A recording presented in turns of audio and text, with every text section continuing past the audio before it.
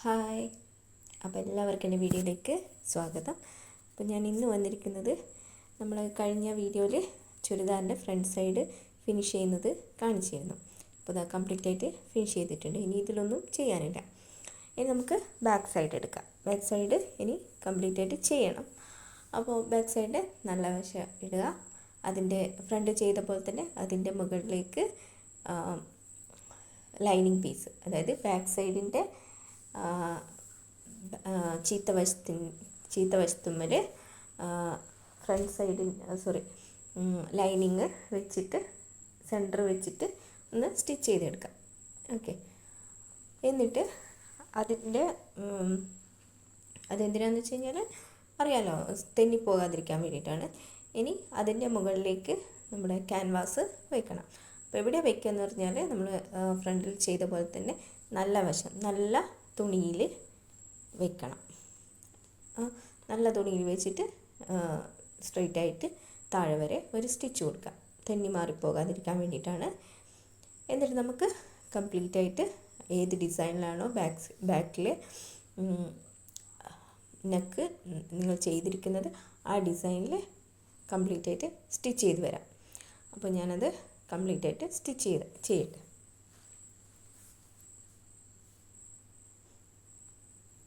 അപ്പോൾ ശ്രദ്ധിച്ച് സ്റ്റിച്ച് ചെയ്യുക. ക്യാൻവാസിൻ്റെ തൊട്ട് ഒപ്പം വെച്ചിട്ട് വേണം സ്റ്റിച്ച് ചെയ്യാൻ, അല്ലാതെ അതിൻ്റെ മുകളിൽ കയറ്റിയിട്ട് സ്റ്റിച്ച് ചെയ്യരുത്. അപ്പോൾ നല്ല നീറ്റായിട്ട് കിട്ടും. കാരണം നമ്മൾ സ്ട്രെയിറ്റ് ആയിട്ട് ഒരു സ്റ്റിച്ചൊക്കെ കൊടുത്തതുകൊണ്ട് സെൻറ്ററിൽ വലിയ പേടിക്കാനൊന്നുമില്ല. ഇനി കംപ്ലീറ്റ് ആയിട്ട് അത് കട്ട് ചെയ്തെടുക്കാം. ഒരു 1/2 ഇഞ്ചിൽ സീം വിട്ടിട്ട് ബാക്കിയൊക്കെ കട്ട് ചെയ്തെടുക്കണം. എന്നിട്ട് അത് നമ്മൾ കട്ട് ചെയ്ത് കൊടുക്കണം. ചെറിയ നോച്ച് ഇട്ട് കൊടുക്കണം. കംപ്ലീറ്റ് ആയിട്ട് ഇട്ട് കൊടുക്കാം. 1 ഇഞ്ചിൻ്റെ ഗ്യാപ്പിൽ കംപ്ലീറ്റ് ആയിട്ട് അങ്ങ് ഇട്ട് കൊടുക്കാം. പിന്നെയുള്ളത് എന്താ ചെയ്യേണ്ടതെന്ന് വെച്ച് കഴിഞ്ഞാൽ, ഫ്രണ്ട് സൈഡ് ചെയ്തതുപോലെയല്ല, ബാക്ക് സൈഡിൽ നമ്മൾ ക്യാൻവാസ് വെച്ചിട്ടുണ്ടല്ലോ, ആ ക്യാൻവാസ് മടക്കി വെച്ചിട്ട് നമ്മുടെ സീം അലവൻസിൻ്റെ മുകളിലൂടെ അടിച്ചെടുക്കണം. അതായത് ക്യാൻവാസ് സീം അലവൻസിൻ്റെ ഭാഗത്തേക്ക് വെച്ചിട്ട് അടിച്ചെടുക്കണം. ക്യാൻവാസും സീം അലവൻസും ഒരുമിച്ചായിരിക്കണം. അല്ലാതെ അടിച്ചു കഴിഞ്ഞാൽ ഈ ഒരു സ്റ്റിച്ച് കൊണ്ട് നമുക്ക് കാര്യമൊന്നുമില്ല. അപ്പോൾ ഇങ്ങനെ കംപ്ലീറ്റ് ആയിട്ട് സ്റ്റിച്ച് ചെയ്ത് എടുക്കാം. ഇത് റൗണ്ട് നെക്കായതുകൊണ്ടാണ് ഇങ്ങനെ സ്റ്റിച്ച് ചെയ്യാൻ പറ്റുന്നത് ഫ്രീ ആയിട്ട്. വേറെ ഏതെങ്കിലും നെക്കാണെങ്കിൽ അങ്ങനെ പറ്റില്ല, അത്ര ഇതിൽ പറ്റില്ല. ഇനി നമുക്ക് ചെയ്യാനുള്ളത്, അപ്പോൾ ഇതാ ഇങ്ങനെ നല്ല നീറ്റായിട്ട് തന്നെ കിട്ടിയിട്ടുണ്ട്. അപ്പോൾ ഇനി നമുക്ക് ആ ഒരു നെക്കിൻ്റെ ക്യാൻവാസ് ഉണ്ടല്ലോ, ആ ക്യാൻവാസ് ഒന്നും ചെയ്യേണ്ട, അങ്ങനെ തന്നെ വെക്കാം. എന്നിട്ട് ഷോൾഡർ റെഡിയാക്കാം. ഷോൾഡർ നല്ല പീസ് കുറച്ച് അധികമാണല്ലോ നമ്മൾ വെട്ടിയെടുക്കുന്നത്. അപ്പോൾ അത് ഷോൾഡർ ഒന്ന് റെഡിയാക്കണം. ബാക്കിയൊന്നും റെഡിയാക്കേണ്ട ആവശ്യമില്ല. ഇനി നമുക്ക് ഇതിന് നമ്മുടെ ഷോൾഡർ കൂട്ടണം. അതിന് വേണ്ടിയിട്ട് നല്ല വശം എടുക്കാം, അതായത് ഫ്രണ്ട് സൈഡ് എടുക്കാം. ഫ്രണ്ട് സൈഡിൻ്റെ നല്ല വശം വെച്ചിട്ട് അതിൻ്റെ മുകളിലേക്ക് ബാക്ക് സൈഡിൻ്റെ നല്ല വശം വെക്കാം. അതായത് നല്ല വശവും ചേർത്ത് വെച്ചിട്ട് സ്റ്റിച്ച് ചെയ്തെടുക്കണം. ഷോൾഡർ സ്റ്റിച്ച് ചെയ്തെടുക്കണം. അപ്പോൾ അത് പല മെത്തേഡുകളുണ്ട് ഷോൾഡർ സ്റ്റിച്ച് ചെയ്യാൻ വേണ്ടിയിട്ട്. അപ്പോൾ അതിലൊരു മെത്തേഡാണ് ഇങ്ങനെ നല്ല വശവും ഷോൾഡർ തമ്മിൽ കൂട്ടി വെക്കാം.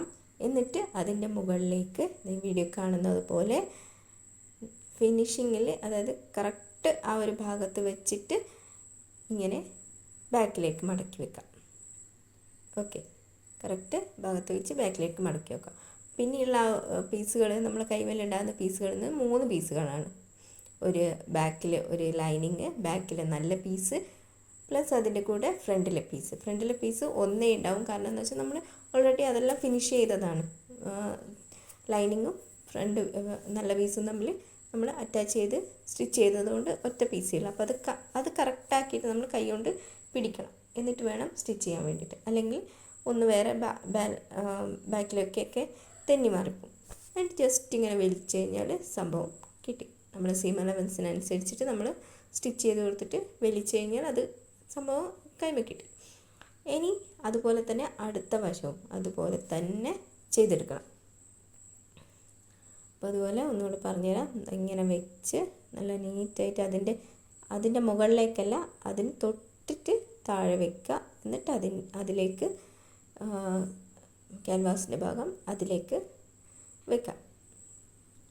എന്നിട്ടത് എത്രയാണോ സീം വിട്ട് അതുപോലെ സ്റ്റിച്ച് ചെയ്താൽ മാത്രം മതി. ശ്രദ്ധിക്കണം, അങ്ങോട്ടും ഇങ്ങോട്ടും മാറിയ ചെറിയ ഡിഫറൻസ് ഒന്നും വലിയ കുഴപ്പമൊന്നുമില്ല, നല്ല ഡിഫറൻസ് ഒന്നും ആവാതിരുന്നാൽ മതി. അപ്പോൾ ഇത് വെച്ചിട്ടൊന്ന് സ്റ്റിച്ച് ചെയ്ത് തുടങ്ങിയിട്ട് 3 പീസുകളും തമ്മിലൊന്ന് റെഡിയാക്കിയിട്ട് പിടിച്ചാൽ മതി.